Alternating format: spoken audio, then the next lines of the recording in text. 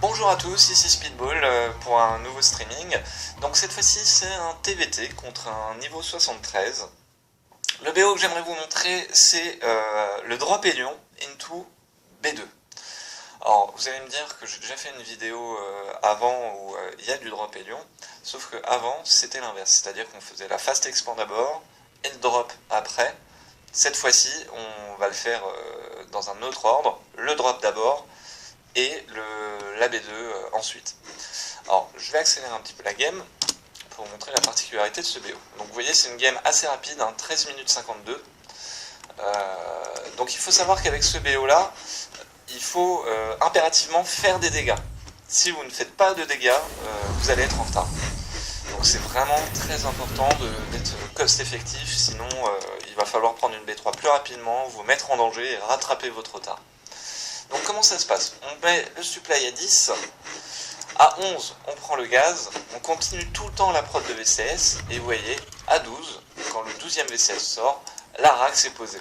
Je commence à récolter mon gaz un peu plus tôt, comme ça, quand la rax va se finir, je pourrai directement poser la factory juste à côté, et le réacteur sur la rax. C'est ce qu'on appelle un gas first.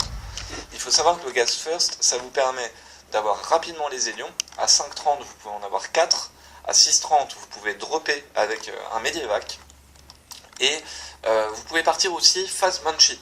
Dans un autre épisode je vous montrerai le Fast Banshee. Donc on produit tout le temps des VCS jusqu'à pouvoir lancer la station orbitale. Donc voilà, là je viens de finir la rax. Donc je vais balancer la station orbitale et la facto et le réacteur. Avec le VCS qui a se construit, je vais scouter, car je ne sais pas où est mon adversaire. Il se trouve qu'il est en haut à droite, mais au début du game, voilà, on va se mettre dans ma vision, je ne savais pas où il était, il fallait bien regarder où il était. Donc on pose la facto, dès que le réacteur est fini, on switch les deux. Il faut savoir que tout comme le spatioport, on peut vérifier, le réacteur met 50 secondes et la factory 60 secondes. Donc c'est quasiment pareil, puisque le temps de switcher les deux, vous avez un timing qui correspond. Vous voyez, le réacteur se finit et la rax va se finir dans 7 secondes. Voilà. Donc c'est bon à savoir, vous avez 10 secondes de battement entre le réacteur et la factory. Voilà, là je switch, je pose le spatioport direct, vous remarquerez, on reste que sur un seul gaz, pas la peine d'en prendre plus. Dès que j'ai switch, je produis les élus. Je produis tout le temps des VCS, je fais attention à mon supply block, vous voyez, là je suis à 22, je pose ce supply, sinon je prends le supply block de 27, et celui-là il faut surtout pas le prendre, sinon ça va retarder votre drop. Donc je produis les hélions, je les mets en avant, dès que le spatioport est fini, je lance un Medivac, et là le Labtech. Pourquoi le Labtech? Parce que si ce drop n'est pas cost effectif, il faut que je puisse rapidement lancer le Steel Pack pour rattraper mon retard et essayer de push avec des marines. Les racks supplémentaires vont venir après la B2. Donc vous voyez, là j'ai les 4 zélions, il est 6 minutes 10 et je vais dropper. Donc on va suivre le drop, 6,30. Bon là j'ai un petit peu de retard, j'ai 10 secondes de retard, mais normalement si vous le faites bien, vous devez arriver à 6,30 chez l'autre. Je drop ici dans le coin pour pas me faire voir, et alors là, je vais faire un barbecue avec des Protoss.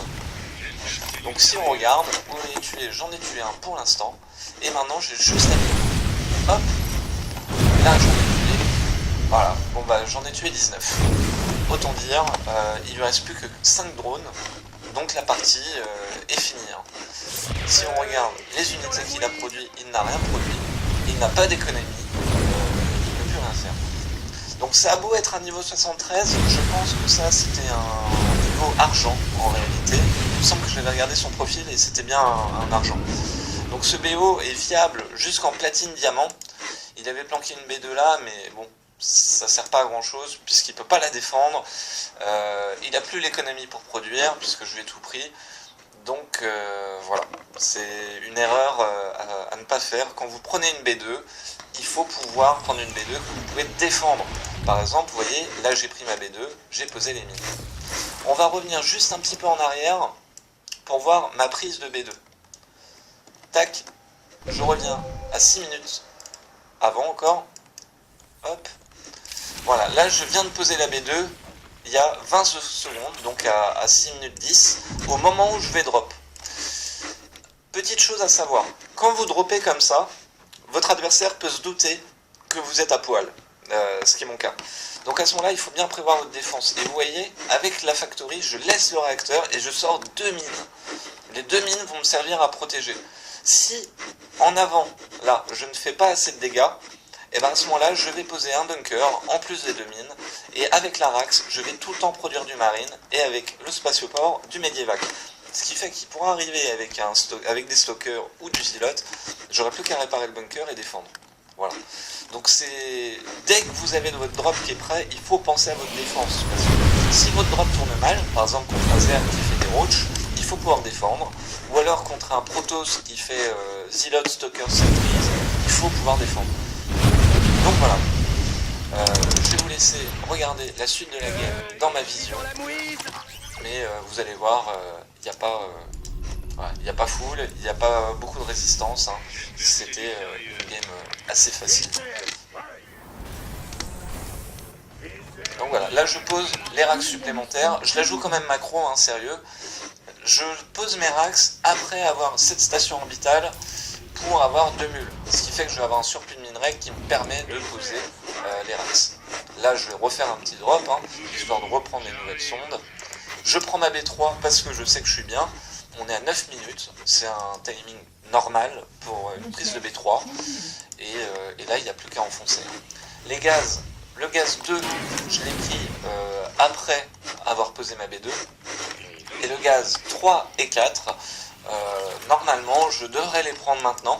Mais vu que je sais que la game est gagnée, je ne vais pas vraiment insister. Voilà. Après, je pose les réacteurs sur les nouvelles racks dès qu'elles sont sorties pour sortir une foule de marine.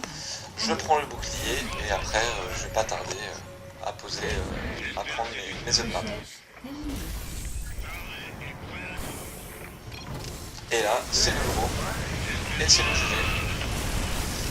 J'espère que cette game vous aura plu, que ces petites vidéos vous sont utiles. Je vais de temps en temps les coupler avec des vidéos où je commente en live, car c'est pas la même vision, c'est du temps réel, c'est un peu plus dur à streamer pour moi, mais pour vous ça vous permet de voir quand je fais mes groupes de contrôle, comment je joue et comment je déplace ma caméra. Voilà. J'espère que cette vidéo vous aura fait plaisir et à bientôt.